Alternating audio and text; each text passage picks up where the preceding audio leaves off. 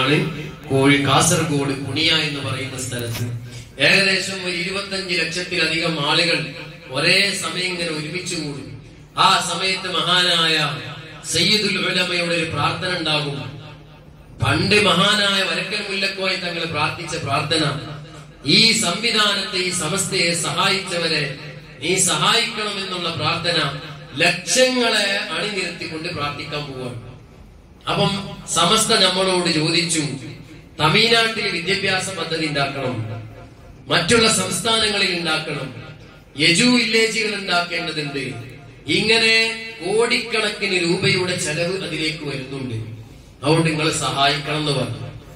നമ്മൾ ചെയ്യേണ്ടത്, ഞാൻ വിചാരിച്ചെന്താ വെച്ചാല്, എന്റെ മരിച്ചുപോയ ഉമ്മാന്റെ പേരിൽ 100 രൂപ, ബാപ്പാന്റെ പേരിൽ 100 രൂപ, എന്റെ ഭാര്യന്റെ ചെലവ് ഞാനാണ് നോക്കണേ, ഭാര്യന്റെ പേരിൽ 100 രൂപ, എന്റെ പേരിൽ 100 രൂപയും.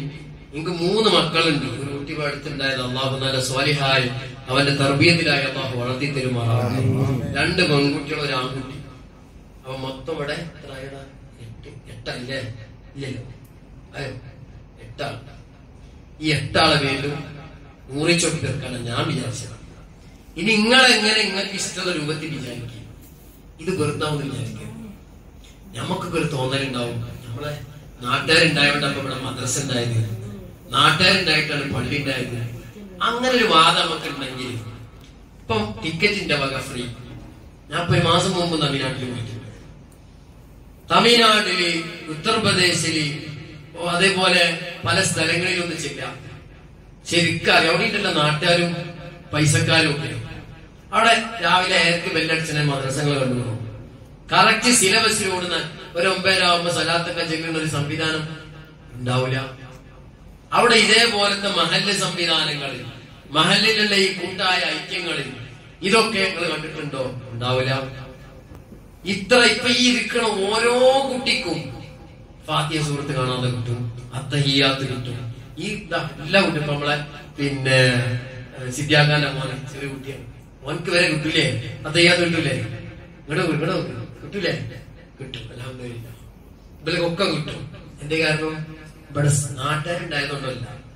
ഞാൻ ഇവിടെ പ്രസംഗിക്കുന്ന മുന്നിൽ ഞാൻ ഒരു ഹദീസിന്റെ നാട്ടുകാരെ പഠിപ്പിച്ചെന്ന ഹദീസാണ്. ഈ ഹദീസിന് പഠിക്കാൻ കാരണം ഈ സമസ്ത ഇവിടെ ഉണ്ടായതുകൊണ്ടാണ്.